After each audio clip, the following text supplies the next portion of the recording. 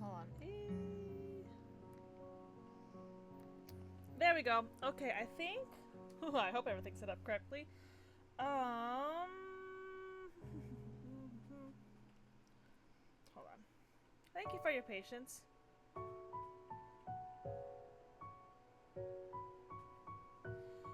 Whew, boy. Okay. All right.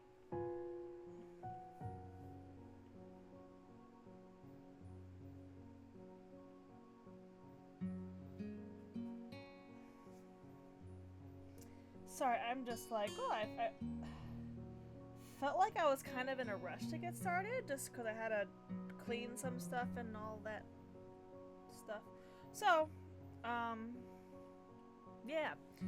So last time, when I last streamed this, also let me know if you guys can hear me or anything. I don't know. I'm just like a little bit of a mess right now.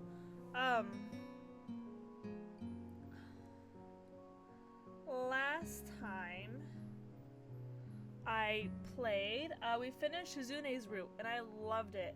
I guess it's to my understanding that people don't like Shizune as much as they like the others.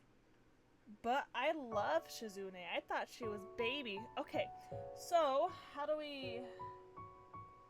I know which character I'm going with next, so I'm just trying to... Okay, I'm just trying to get there. I have a walkthrough pulled up, so what I'm gonna do... God, this room is dark.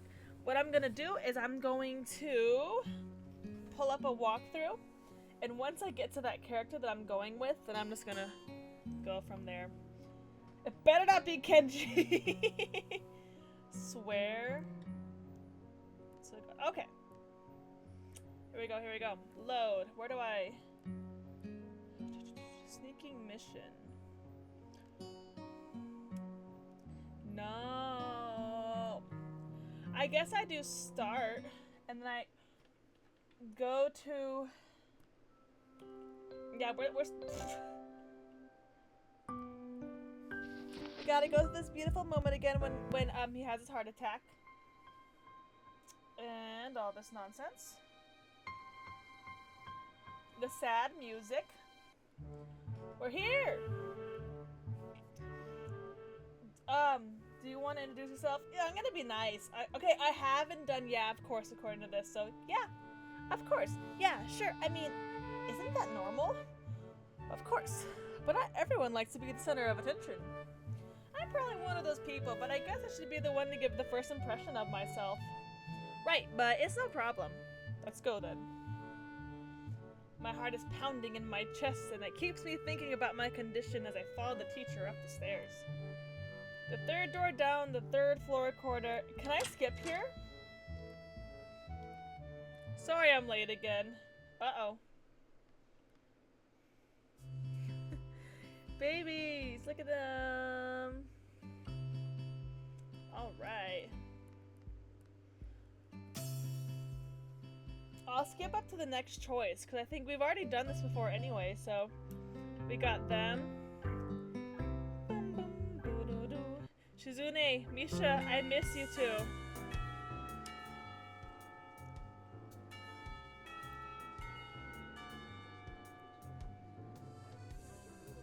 Okay, so I'm looking at what I need to answer in order to get the character that I'm going for, and I gotta answer this, I guess?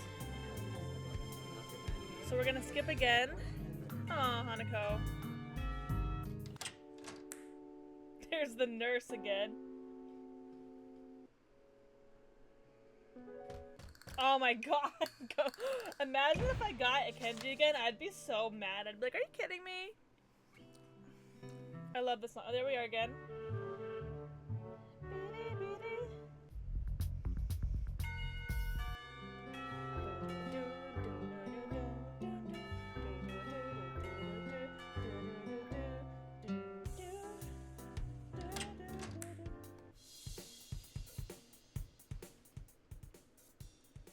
It's a trap. It's smart. Okay. I'm sorry, I'm just skipping through everything right now. I want to get to where I can actually, you know, the character I want to play. I want to... Lily! Aww. So beautiful. Yuko! Oh! And then we'll do, I'm sorry, I didn't mean to startle you. Oh, you're good. I was like, where did it go? Oh, so sad. Okay. And then, oh my god, Kenji. I'm gonna, she wasn't cute. Sorry, bro. You did leave me. I'm trying to get this good this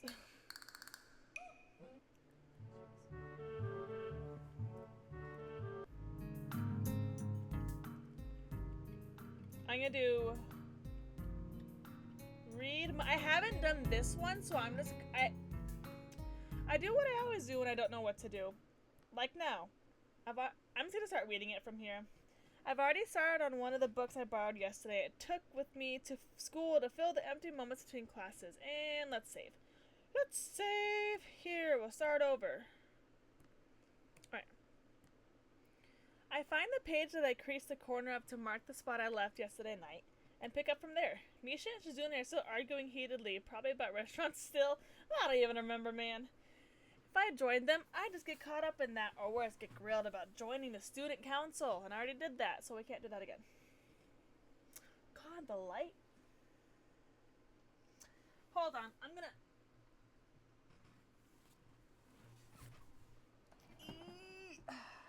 Sorry. The light in this room is atrocious, so I'm just like, I'm trying to rearrange, so maybe I can... I don't know, man. Don't ask me.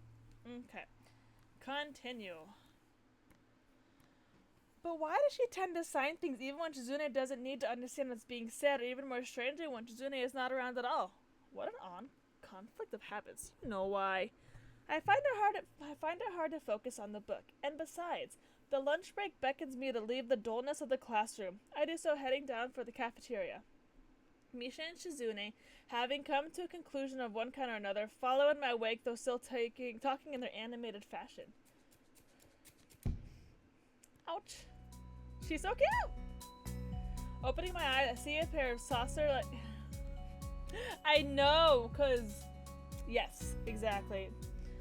Saucer like green eyes looking up at me. They belong to the perpetrator, a short girl who bumped into me and has now fallen down onto the hallway floor. She wears a PE uniform and a very worried frown. Yes, we do love her. I haven't even gone, you know. The former strikes me as a rather strange thing to have on during a lunch break. More striking than that, though, is that she doesn't have legs. Or she does, but they are not flesh and bone. Her pale and very much flesh and bone thighs end in shins and feet made of some black metallic or plastic-like material. They look disturbingly artificial and unnatural. It almost makes me forget my chest is hurting. The girl winces a little, rubs her nose, and jumps up. Aw, man. Hey, are you alright? I'm sorry about that, really. I wasn't looking where I was going, and you just came out of nowhere. Sorry. She's like, I'm kind of traumatized.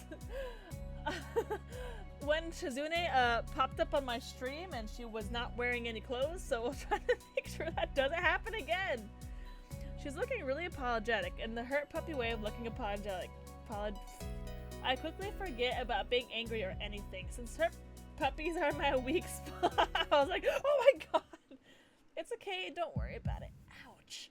I say that, but there's a stinging pain growing in my chest, and I know that this is about the biggest possible danger for my condition. I know I'm good here, but in the future I'm scared. I don't want that to happen again. In the future, on the last 2 routes I go on. Don't overexert yourself, don't forget your medication, and most of all, don't get hit in the chest. I try to rub my solar plexus to chase the pain away, holding my breath in an attempt to hear my heartbeat. And why is my contact bothering me? He's all... It seems normal. Hey, should I get a nurse? The worried, high-pitched voice of the girl snaps me out of it. I stare at her for a few seconds dumbfounded, until I realize that I probably looked worse off than I really was, doubled over myself and looking all tense. Damn, I'm not really worried about my heart. No need. I'm fine. Managing to say something in response, I pull myself upright, feeling my sore ribs on one last time and take a deep breath. She just knocked the wind out of me. Big time. But it's nothing more than that. You sure you're okay? I hit you pretty hard. It's okay. I said I was fine and nothing's broken. No harm done. That's good. I feel a hand on my shoulder. Yep. Okay, I'm gonna skip forward now. Cause, I mean, you already did this. The boom of Misha. And then I see... Oh, Rin! Boom, boom, boom, boom, boom, boom. She's so funny. I miss Rin! I miss you! I miss you! They're just all mad. Oh, I love them.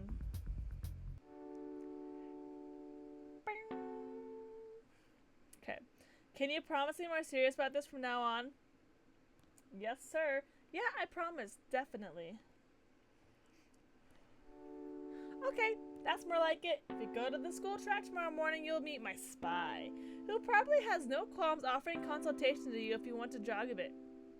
Come. I'm skipping forward. I need to get to the actual we go. Well, Rin and her beautiful mural. My art girl, I love her. Beep, beep, beep, beep. And me and Lily are running. And I'm like, oh my god.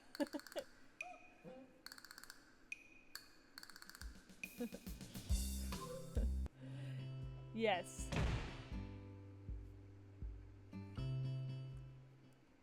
Sorry, I got it.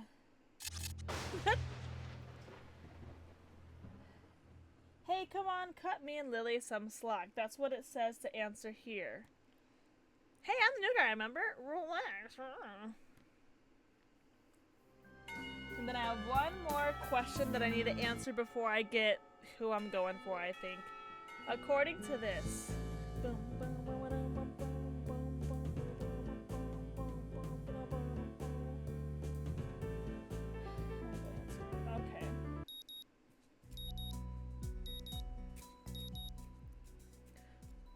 I think I answered everything I said. We're gonna go for it. I don't know why. I probably should have saved earlier, but I mean, I'll save here. Whatever. Yes. Hashtag it's happening. It's really happening, guys. What am I doing here? Am I really just going to fold and let Emmy pull ahead? I speed up. Bro, you're gonna die. The second lap's done quickly, and without even considering it, I keep going. Yeah. Emmy looks back over her shoulder at me and grins. Still going? Want you to think I'm out of shape. Her smile's like, Emmy laughs without breaking her stride no less and speeds up even more. Well, if this is the way we're going to play things, I increase my own pace as well. Isao, you're going to die. I can feel my lungs burning and my legs... What just fell? I don't know what that was. That's scary. And my legs are starting to question just what the hell I think I'm doing. Lactic acid screams and... What if that was the good ending? What would the bad ending be? But I close my ears. I can't let myself fall behind. Did I close my ears or eyes? Because that would be a loss. The rational voice in my head inquires mildly just when we start playing a game. I'd answer it, but I'm having a lot of trouble thinking at present. She's so fast. How the hell does she keep... Oh, I told you he was gonna die. It's like a string pulling at my chest, a choking feeling of narrowness and pain. Ugh, excuse me. Zargo? Okay, he likes to act up when I'm streaming. He's going towards the candle, and I'm like, bro, come here, baby boy. Before I can think of any... Here he comes. Before I can think of anything else, then... Oh, shit. Are you thinking the same thing I'm thinking? If you're thinking, holy shit, a swordfish ominous went through my head, or whatever he says, then track disappears from under my feet. I stumble, one hand shooting down to clutch at my chest, the other hitting the truck to keep me from falling on my face. Emmy whirls around, her eyes widen. Hisao! She yells at me, sprinting from the other side of the track. What's wrong? Stop clawing the futon. Nothing, just keep your breathing steady. Calm down. Don't panic. Don't panic. Do you need me to get the nurse? She's all, ugh. I close my eyes, shutting out the outside world, and then I die. My heart struggles to regain its rhythm. Slowly. Right? She's all, because she's all cute. He's like, oh no, his nose starts bleeding.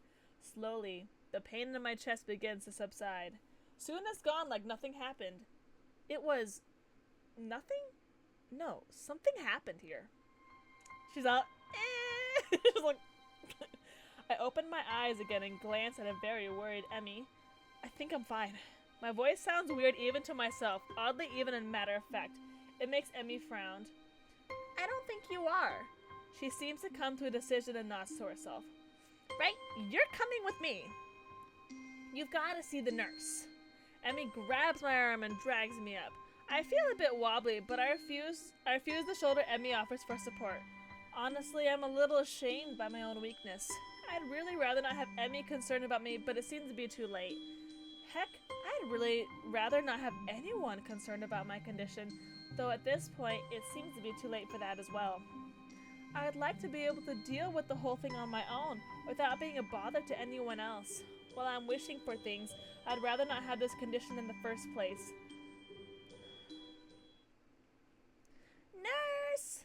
Emmy crashes into his office without knocking, but doesn't alarm the nurse and leaves. She's like, I know Emmy. Good morning, Sunshine. What's up? Sunshine? Anyway, he's like, Sunshine? Anyway, he calmly sips from his coffee mug, but lays it down after following Emmy's gaze to me looming in the doorway. He's all, Hisao, what brings you here? We were running and he stumbled over and started grabbing at his chest, and I thought I'd come get you and make him... Easy there, Emmy. Calm. I should have said that faster. We were running and you were something. Hisao. She looks so cute. She's like, ah. I don't know. We were running and then my chest started hurting like that time before, but it went away after a few seconds. It was just a flutter or something. The nurse frowns after to say just a flutter, some kind of oxymoron. I didn't mean quite this when I suggested to get some exercise. You gotta be more careful, Hisao. I was being careful, I just... Come to think of it, I just got into a race with a member of the track team. Doesn't seem as well reasoned as I thought it would. You just what? That is... I was racing Emmy. Emmy, is this true? Emmy fidgets looking adorably contrary. Well... Finally, she can't seem to bring herself to say it aloud and merely nods. The nurse sighs and rubs at his forehead with one hand tiredly. Emmy, you've got to be more sensitive to the limits of others.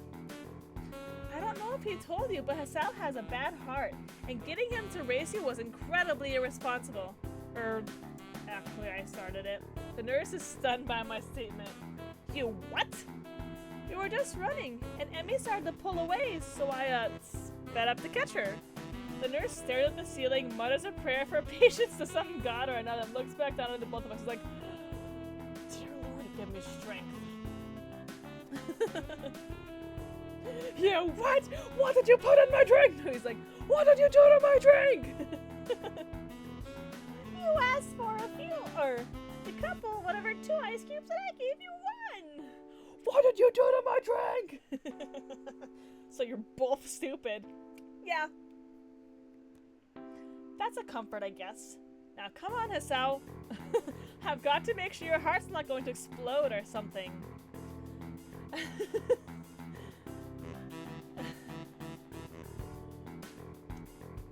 It's from the episode where SpongeBob, I think he's playing pranks on everyone. But yeah, they're like friendly pranks. And then Squidward's like, fine, I'll play a prank. But then he like, the whole thing is like SpongeBob's pranks were funny and they didn't hurt anyone. But Squidward's pranks hurt SpongeBob. And so everyone's like, you big jerk. Yeah, like SpongeBob gives the guy some water or whatever, some drink. And he's sipping and SpongeBob's laughing. And the guy's like, what did you do to my drink? He's about ready to kill SpongeBob. He's like... I feel like I've noticed before, but what's that gross image he has on his computer? That's nasty. I dutifully obey and follow him to the adjacent room where we ascertain that I am, in fact, not going to keel over and die. So how does it feel? I don't know. Nothing much tired, but it might just be from the exercise. You should stay here for a few hours and rest, and we'll see how you feel after that. I am not going to object, so I lie down on the infirmary bed. A thoroughly miserable Emmy comes in after getting an earful from the nurse in the other room. I couldn't hear what he said through the closed door, but I'm sure it wasn't pleasantries. Look, I'm really, really sorry. I should have been more careful. Yeah. That is not what I was thinking, but I don't know. I was thinking like some sort of a baby with some like prematurely born with some condition. That's what I'm thinking when I look at that, but I'm like, I don't know. I should have been more careful. Hey, you didn't know. It's not your fault. She looks awfully down. The sad music. It's not sad, but it looks sad right now. She's like, and sorry, and my reassurance don't do anything much to cheer her up. I want to make it up to you. Again with that decisive nod. So you have to come to lunch with me, right? I'll bring it for you, okay? Something really, really good. I start with a you don't have to, but then shut up and just nod at her when I see her face. Good. We meet on the roof. We? Yep. The weather's nice now, so the roof's a great spot for lunch, you know. I see. You'll come, right? You wouldn't deny me the chance to make it up to you. Of course not. Great! See you there! He's gotta walk up the stairs to the roof now. He's like, I stay afloat somewhere between asleep and awake, feeling completely drained. Not only my body, but all of me is limp and paralyzed, apart from my senses. I swallow with difficulty and then try to lie as still as I can, which in this state is not a very hard thing to do. The nurse is shuffling around on the other side of the curtains he drew to give me privacy. I can see his shadow shifting about in the sunlight. He has opened the window of his office. It's windy outside. The clean white curtains flutter in the breeze in a heavy, lazy motion like waves. Light sifts through them slowly, half absorbing into the fabric. I close my eyes. The breeze on my face feels like the soft fabric of the curtains. I listen to the sound of my heartbeat for a moment, trying to shut out the sound of the nurse tapping away on his computer and my own heavy breathing. It's steady. Damn it, not even a week and I end up like this again. I really screwed up this time. Should have known better than to play the half-baked sports star in front of a real one. And why did I try to act brave? Like that heart flutter was no big deal, even when it's obvious that it was. It was just a reflex to push it away, to keep it inside. I didn't want it to happen. I didn't want Emmy to see it. We're back to like depressed Hisao in the beginning of the roots. He's all depressed Hisao, and then it gets better. Stupid, stupid, stupid. I have to be more careful. I will end up in the hospital again, or worse. That's my final thought before I give in to the tiredness. Right?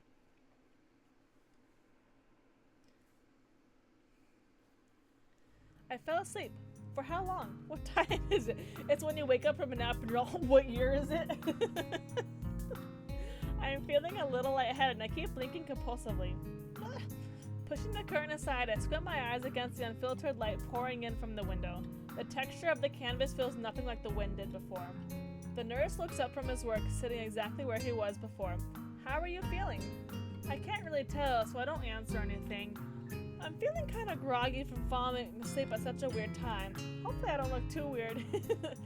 What time is it? Me croaking the question to gain some orientation. The nurse looking at his wristwatch before answering. Things seem to happen in slow motion.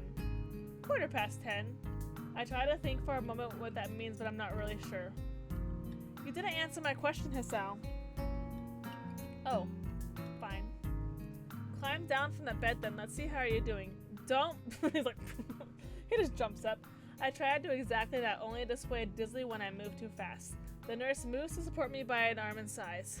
Stand up too quickly is what I was going to say. Just sit there. I'll check your pressure to make sure. My good intentions, sir, lasted for a long time.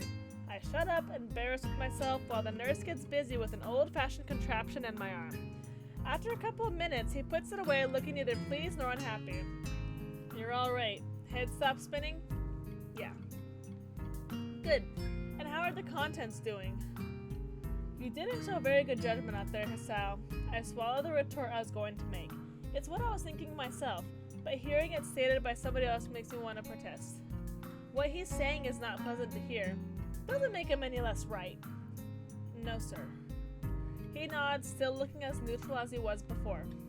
It would be easy to be angry if he said told you so or something, but he doesn't. I can try to help you to keep your health, but ultimately the last call lies with you. Hopefully this little episode will be something that'll remind you of that. Here, a note for your teacher, to avoid interrogation. I take the slip of paper he's offering and then make my leave as I can't think of anything else to say, nor even really want to. Stay out of trouble, you hear me?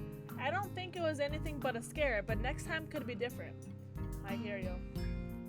It looks like a prison corridor or something, I don't know, I don't like it. There is some way to get to the school building straight from the auxiliary building, but I'm not keen to find out and possibly get lost, so I go out from the exit that I know works. I stop at the stairs of the auxiliary building, deliberating for a moment between going to the dorms to get my books and stuff and going straight away to the class.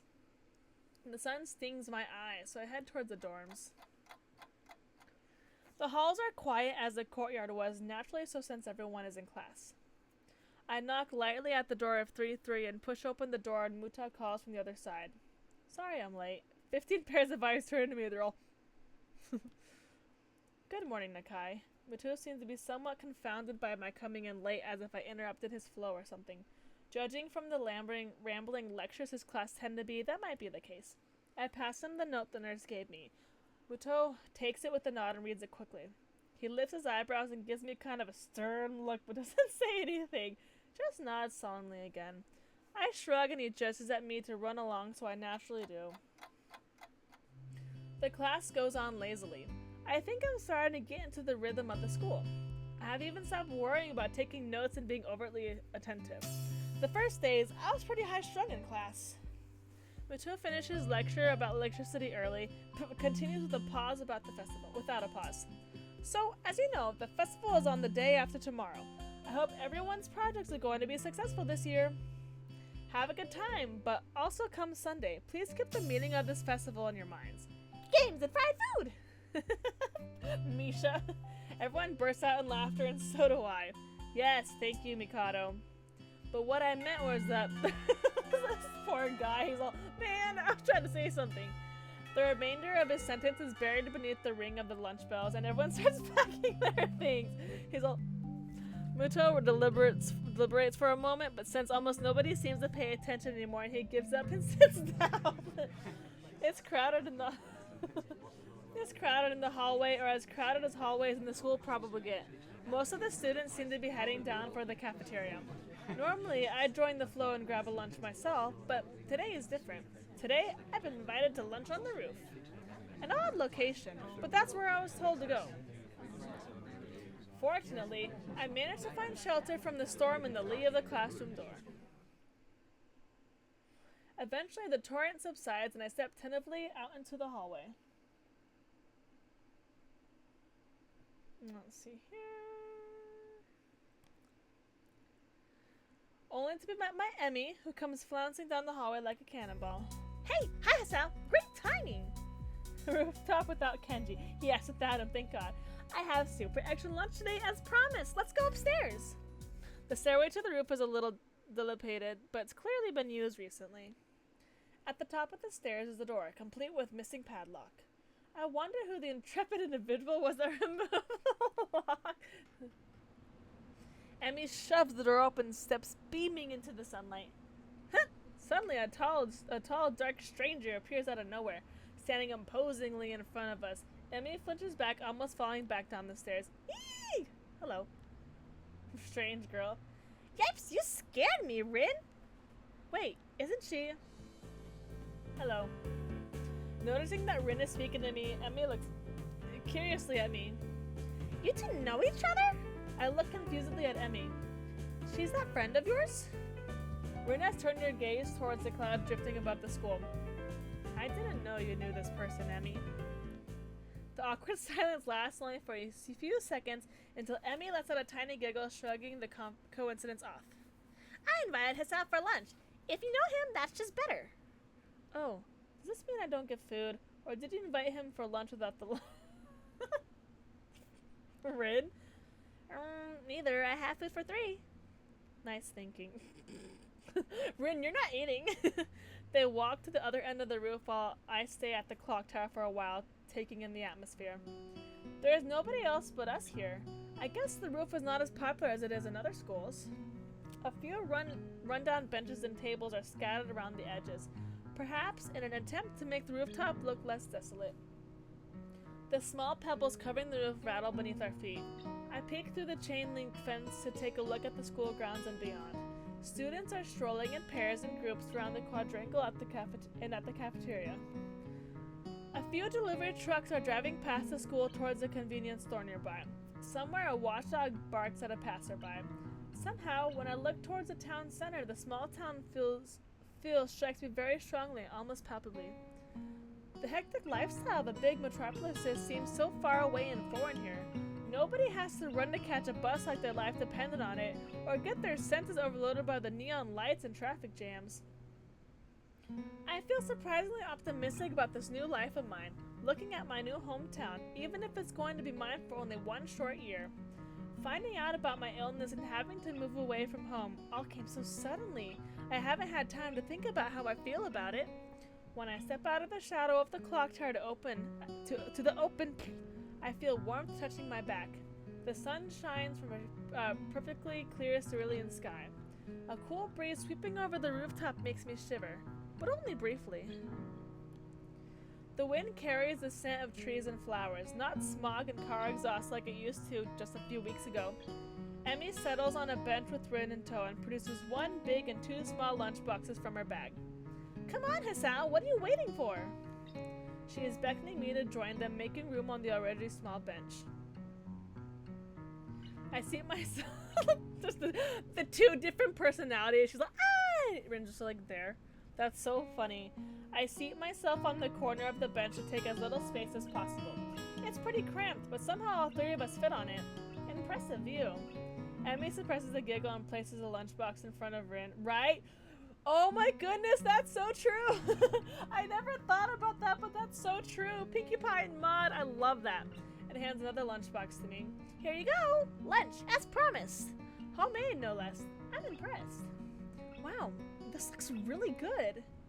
Thanks! I make it myself when I can. She's so cute. I love her. Conversation dies off as I said about the business of feeding myself. Taking a few bites, I glance up and notice Rin deftly opening the lunchbox and popping a forkful of food into her mouth using only her feet. Even though I've seen it before, I can't help but be impressed at her dexterity. It's also a reminder of the sort of place I am in right now. Oh, I said that weird. Will I ever get used to sights such as this? Yes, you will, Hisao, you will. I can't decide if getting used to such a thing would be a good thing or a bad thing either. Does getting used to this place mean I'm giving up on being a normal person? Hisao? Don't be ridiculous. Or does it just mean that I'm becoming more understanding about those around me?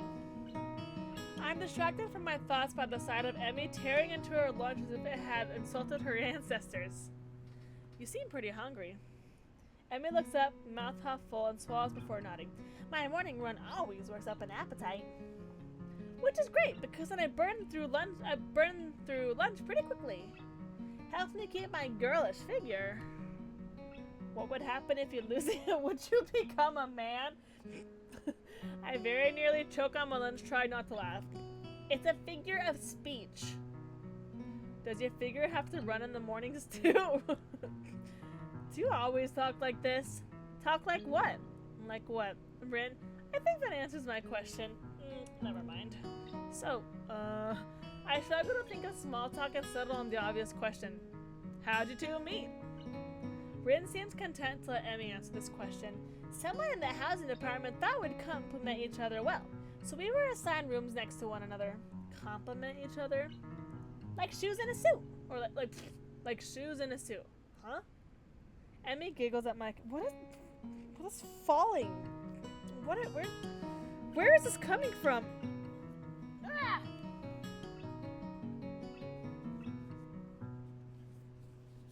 think it's like a weird, I don't know, but I think it's falling from my headphones that I'm wearing. I'm so confused right now. Emmy giggles at my confusion. Put us together and we've got our limbs. Get it? Ah. So I started helping Rin get ready in the mornings, and that was that. I mean, you can't have someone get dressed every morning and not get along. I see. Rin chooses the moment to interject. I have trouble with shirts. Right? That seems fairly obvious. Really? Kind of? This isn't helping, but at least Emmy seems to find the whole thing funny. That, combined with the fact that Rin is genuinely curious, makes it feel slightly better and yet confused. I mean, you've got no arms. So, putting on a shirt seems like one of the things that would be difficult. You know what? I'm just going to just stop talking now. That'll save me a lot of trouble in the long run. Rin nods in what I suspect is meant to be a sage manner. I see. The conversation dies as I turn my attention back to my lunch. It's really quite good. Emmy finishes her lunch first and makes a contented noise. That was good. As she busies herself with cleaning up her lunch, Rin speaks up. I'm thirsty. Oh, I almost forgot about that. Sorry. With a flourish, she reaches into her bag and removes a trio of juice boxes. She tosses me one that appears to be cranberry juice, one to Rin that appears to be some kind of strawberry milk, complete with a pink color scheme, and keeps an equally pink box of some kind of fruit punch for herself. Rin dexterously stabs her straw through the top of her box and begins to drink. I'm once again impressed by how flexible she is, but this time I keep my comment to myself. Somehow, I don't think either Emmy or Rin are the sorts of people to think twice about the way they work around their particular disabilities, Rin especially so. Instead, she gives off the impression of being entirely unaware that she's missing any limbs at all. I love Rin. Whether or not that's a conscious decision is another matter. I'm honestly not sure. So, Hisao, how do you like it up here? It's quite nice, actually. I like high places for the view. Thanks for inviting me up here. And for the lunch, too. Emmy grins a 1,000-watt grin, pleased by my response, I suppose. No problem. Feel free to eat with us next time, too, okay? Wink, wink. Wink, wink. I'm struggling here. Leave me alone. I won't make you a lunch, but you can bring your own up here. No lunch service? I don't know. Emmy looks mock offended. Try and take advantage of my good nature? The nerve. She giggles. Well, if that's your answer, I guess Rin and I will just keep eating lunch all alone. I'm suddenly assaulted by the most heart-rending puppy dog I've ever seen as Emmy pouts. Kidding, I was kidding. I'd love to eat lunch up here again. Good location and the company's okay too. Right? So rude. Emmy frowns at my declaration of okay, but seems happy enough that I've accepted her invitation. I guess this makes us friends now. Or at least acquaintances. The lunch bell rings, signaling a return downstairs. Rin, you didn't finish your lunch again. I wasn't that hungry. If you don't eat more, you're going to fade away. Rin shrugs that this is an acceptable risk. Come on, we'd better get going. She's all, okay, that's fine. I'll fade away. The three of us head down the stairs together. The afternoon class passes. Once again, I find myself without a plan for something to do after school, so I head to the library to return a couple of books I finished reading. Walking inside, I see that there are about as many students here as there were on Tuesday, all the more evident from the almost total silence enveloping the room. As I drop the books I'd borrowed into the return slot in the counter, Yuko suddenly pops up behind it, quite startled from the banging they make as they hit the trolley next to her. Sorry, Yuko. Didn't mean to startle you. No, that's fine. It happens a lot. I'm used to it by now. Can I help you? It's okay. I think I know where everything is. Thanks anyway. I suppose I'll grab another book or two while I'm here. There's not much else to do, and after reading so much during my stay in the hospital, it's become a hard habit to break. I wander down to the fiction section towards the back of the library, scanning the bookshelves for anything that catches my eye. As I do, I look over to the corner where Hanako had been the last time I was here, not really expecting anything to come of it. Oh, there she is! She's all, ooh! Surprisingly, though, she's there, absorbed completely in a fairly thick book. I decide against intruding on her like last time and get back to finding reading material. Leave Hanako alone! After an indiscernible amount of time spent pursuing the aisles, perusing? I don't know. I don't know, I'm bad with words. I finally decide on a couple of books to get and slide them off the shelf. With a minimum of fuss, I quickly walk over to the counter, check out my books, and pop them into my bag as I walk out. By the time I leave the main building, sunset isn't too far away. A small trickle of students remain, but the majority have left, presumably to their homes and dorms. Feeling utterly drained, I head back to my room to read the books I borrowed. There's been enough action and excitement for one day already. The first is Alice's Adventures in Wonderland. I know the story, of course, but I've never actually read the original book. It's just as trippy as I remember the story to be, with the wacky characters and nonsense plot. I started thinking of myself as some kind of an Alice too, helplessly tumbling through the rabbit hole into this crippled wonderland. Sure, that's a way to put it. Okay, that's a rather strong expression.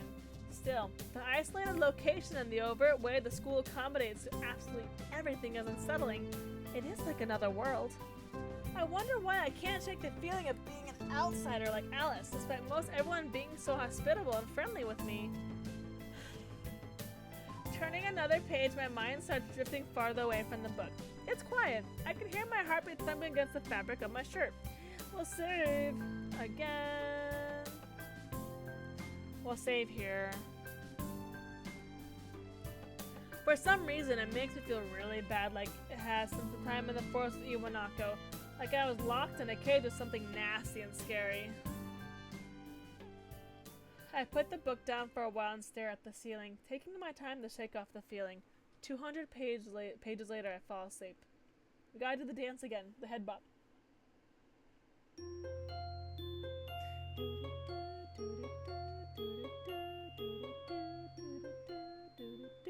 Alright, here we go. Yes, you can't not do the head bop. The students roll into class for the Saturday morning session. Each and every right? Oh my god, has it really been 3 years since I've been doing this? I guess that makes sense with all the breaks that I've sadly taken. That's a long time. Have I really been streaming for like 3 years now? Over 3 years? How about that? Dang. The students roll into class for the Saturday morning session, each and every one of them sporting the tired eyes of people who have worked through the night. With only a day left to prepare, I suppose it's not so surprising.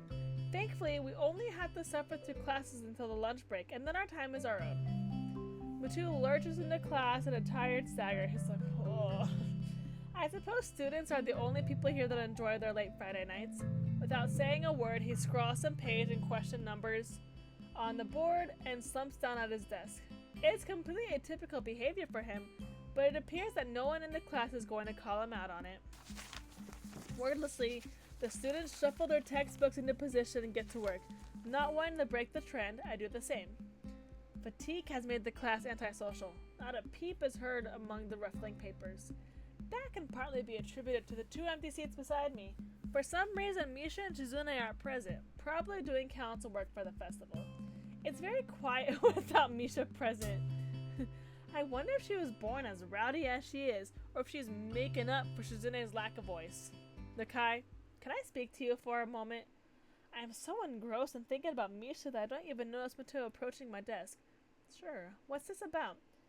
It's probably better if we speak outside the classroom. He's like, what did I do? Something about this doesn't sound too good, but I stand up and follow him out into the hallway. Mutao stands in the hallway, scratching his head as he works out what he is trying to say. Not knowing what's going on, I wait silently. I heard from the school's head nurse that you had an incident the other day. Ah, so it's about that. Well, kind of, but it's not anything to be worried about. Yes, it is. Anything that can endanger your health is something to be worried about. We try our best here to prepare you for life here. Part of that involves knowing your limits and how to work around them.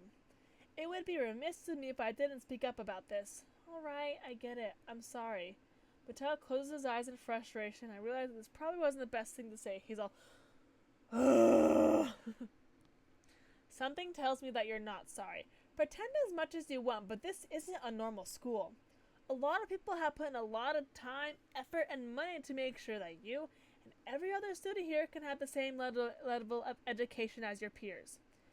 For you to abuse that by throwing out advice, especially medical advice, is plain selfish.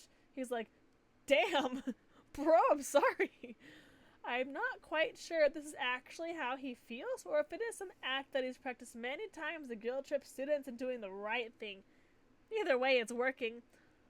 I understand. This is all new to me and I apologize. I know my limits now and I'll be sticking to them. He's like, Matus appears to lighten up a little, satisfied that his message has been received. So then, on to my next question. How are you finding your studies? I understand you were laid up for a while. We're not too far ahead, are we? I don't really think so. I tried to keep up when I was in the hospital, so it hasn't been too hard. Mateo taps his chin and raises an eyebrow as he absorbs the information. Is that so? I suppose there are still students up there who realize the importance of learning. I wouldn't go that far. I was only trying to keep myself occupied in my little life support prison. Well, yeah, you've got to keep up with these things, right? That's exactly it. One wrong move in this world and you're left behind, right? Right. Wouldn't want that to happen. No, you wouldn't. Every week there's a new scientific discovery. Most of them mean nothing to the layperson, but any one of them could be the key to the next big thing. I'll keep that in mind. It's obvious that Mato's serious talk is over, and he's gone back to his standard, slightly scatterbrained approach to life. I think, in hindsight, that I prefer him this way. He's slightly more predictable in his unpredictability. Well then, I think that's all I really had to say. Let's get back inside, shall we? My relief at this suggestion is insurmountable. Sure, you're the boss, right? Matu pauses for a moment. I don't think any of my students have ever said that to me before. For an instant, I consider applying to this, but something deep within me tells me to shut my mouth and get back into the classroom. Bro. A few of the students jump at the sound of the door, rapidly trying to pretend that they are working on the questions on the board. Like, some don't even bother, their heads slumped on the desk as they nap. Thankfully, it would appear that Mateo does not even notice them. He returns to his desk and retrieves a scientific journal from one of the drawers. I guess I got to him there. The class returns to the nearest science that Mateo and I left it before our chat. Mixed feelings of tiredness and anticipation buzz around the room. I'm freaking tired, man. Everyone here is either waiting for a chance to rest or the chance to get to their last-minute preparations underway. The clock on the wall slowly takes the remaining class time away until finally the bells cry out, ending the torment. Before you all leave, I expect the answers for those problems by Monday. The class sighs as one, instantly regretting slacking off, but still acutely aware of the more pressing issues at hand. The classroom empties in a blink as everyone rushes to the last-minute festival preparations. I stay behind and try to quickly finish the questions so I don't have to bother with it over the rest of the weekend. With the festival and all tomorrow. Apart from me, Hanako is the only one left, obviously waiting for Lily. It's weird that Lily comes all the way to our classroom to pick her up. I expect that moving around is at least nominally harder for her than it is for Hanako, but it's none of my business, and I naturally don't ask about it from Hanako.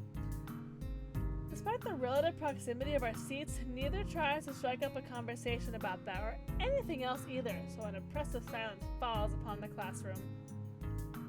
Time passes in silence. It's probably just 15 minutes or so, but it feels longer.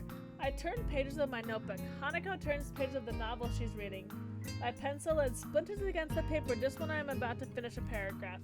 The sounds of my irritated sigh and subsequent fumbling around for a sharpener feel like they're breaking the mood in the classroom. Hanako keeps her eyes firmly away from my direction. She's so cute. Before long, Lily's tall figure appears in the doorway.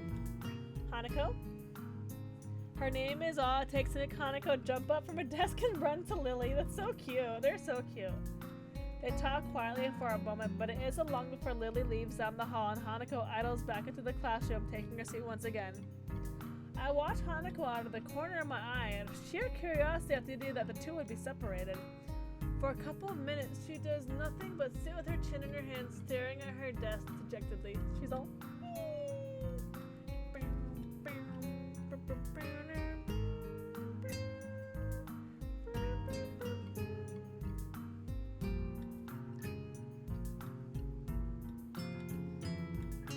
Hold on.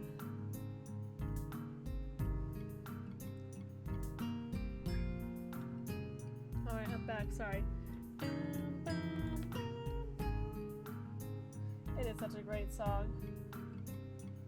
Dude, okay. The boredom evidently becomes too much for her, though, her slender frame reaching into her bag and pulling out a small book.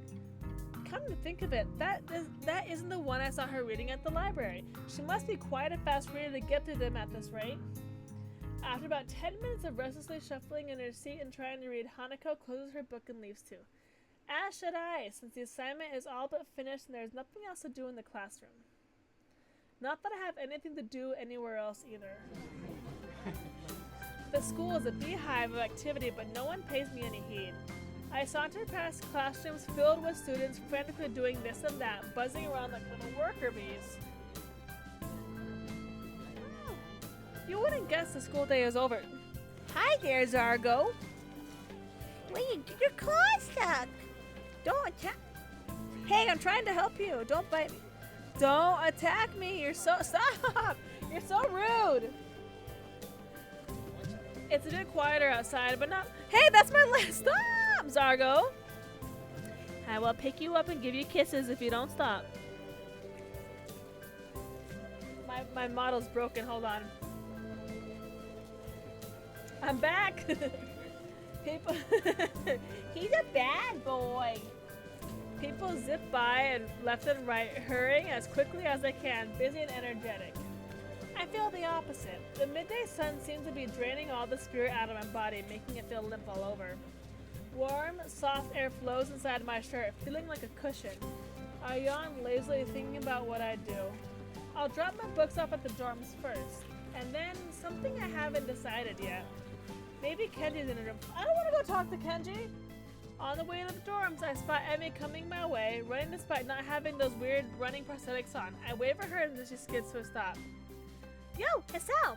Spatters of white and green paint adorn her nose and chin respectively, but her smile is wide as it seems it always is. She leans closer to me, amplifying the feeling she's examining me. What you doing? Nothing really. I don't have anything to do for the festival. Everyone else seems to be doing something important. That's perfect! Then you can help me and Rin. With the festival preparations? I'm not sure if I'd be much of help. That's fine. I'm not much help either. Emmy grabs my wrist and starts dragging me back inside the school quite forcefully. She's like, I didn't want this. Even her walking speed is more like jogging, making me stumble over myself simply trying to keep up. The stairs slow Emmy down a little bit. Maybe it's hard to climb with her legs, or maybe she's finally run out of breath. We go all the way back to the third floor to the seniors' hallway, ending up where I left 5 minutes ago. I could just as well have stayed here waiting for Emmy had I known. So is Rin working on that mural still? That's right, she needs all kinds of paints and brushes and stuff, so I went to get them from the art classroom. And you need me to help with that. Well, Rin told me I'd already helped her, so I thought you wouldn't mind. I see. So thanks to Emmy's flaky logic, here I am again, collecting stuff from the art classroom for other people. The room is empty apart from ourselves and the lonely specks of dust floating in the air. Emmy skips straight away to the back wall, digging out a tiny crumpled piece of paper from her pocket. While she tries to make sense of the scrawled handwriting, I take a closer look at the materials lying around here. Dozens of paint cans and bottles are arranged on the shelves in a most unorganized fashion. Some look like they have been left there for several decades, relics of previous art club generations. Next to the heavy stacks of neatly piled drawing paper are boxes full of different sized brushes and unsorted crayons. The smells of paint, turpentine, and fresh paper float in the stale air, mixing in my nostrils to form that unmistakable scent of art. Emmy studies her notes, comparing them to the markings on the various paint cans, and passes them to me as she finds the correct matches. She stretches her neck to look on the topmost shelf, but is not quite enough. Her eye level stays below the shelf no matter what she does. Emmy gives up. Emmy gives up and just looks up to the shelf longingly like a child at a toy store huffing in annoyance. After a moment of building anger, she starts jumping up and down. Apparently trying to speed read the labels during the fraction of a second she can see them and catch what she can. It's no surprise that she fails miserably and almost managed to bring the entire shelf crashing down. Now I see why me lending a hand here would be useful. Come on, let me do that. You can't jump high enough and I don't want you to get hurt. I don't want you to hurt yourself trying. Also, I'm like twice your height. You are not! She turns around, a flaring scorn, flushed cheeks and all. Just kidding, just kidding. Anyway, I'll look up there, okay? She glares at me one more time but can't come up with a retort. With a grudging she turns her back to me. So I begin scrounging around the top shelf for paint while below, Emmy crouches to scavenge what she can from the cupboards. I shake my head a little after double checking to ensure she can't see me do so. Why do you do that? Why do you stick your paws in your water? Emmy having a complex about her height was a surprise. I wouldn't have joked about it otherwise. She seems easygoing, but I guess everyone has their weak spots. Only after we have almost all the items collected and spread on the desk like a treasure. You know what? Maybe he is. And then he hops on the bed. I'm like, dude, you're gross. With your wet little paws. Like a treasure hoard splinter, so I don't realize that I wasn't necessarily the height jab that got her riled up.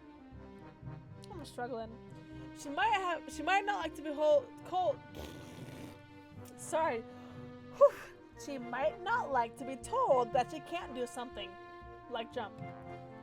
But Emmy herself seems to have forgotten all about it already. Quick to anger, quick to forgive. Is she that type of person? At least she doesn't seem to have taken anything to heart as she chatters away happily while we pick up the rest of the items, then make our way back to Rin. I studiously carry the book of the materials to make our way towards the dormitories. Rin is really stressed about getting her painting done. It's her own fault though, she should have started earlier. Is she going to make it? No idea. It looks good to me, but with Rin you never know what's going on. I found her this morning lying in front of the dorm in a fetal position.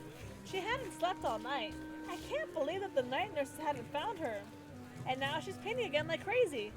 Yeah, I noticed that she kind of comes off as unhinged, so to speak. Emmy giggles at that as well as my likely too obvious awkwardness. I don't mind it. She's just a little weird sometimes. On that I can agree with her. Unlike me, Emmy seems to be cool with Rin's whatever it is that feels so off about her. Still, they don't feel like me close like Misha's and I do. With them working as a single entity sometimes, it's hard to say where one ends and the other begins. Even though they're so different, just like Emmy and Rin are. And Rin is the most different of them all, different from anyone else I've met. Yeah, I guess she's a very unique person. I return to that word again as if it encompasses Rin's personality by itself. But really, it's just a substitute for a lengthy description of her oddities. Emmy giggles as I grasp up for a properly descriptive word.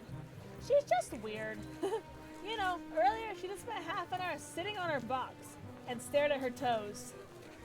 She giggles again in a way that makes me think she doesn't know what's funny about it. It just is. All that time. Oh, man. Okay, I am so sorry. I know I've done this like longer, but I might have to end it here. I'm just, Jesus, why? Okay, this is flipping out. I'm tired. We'll do it here. I might have to end it here. I have some other things that I need to do too today, so. But I had a lot of fun. Yes, we are on Emmy's route now.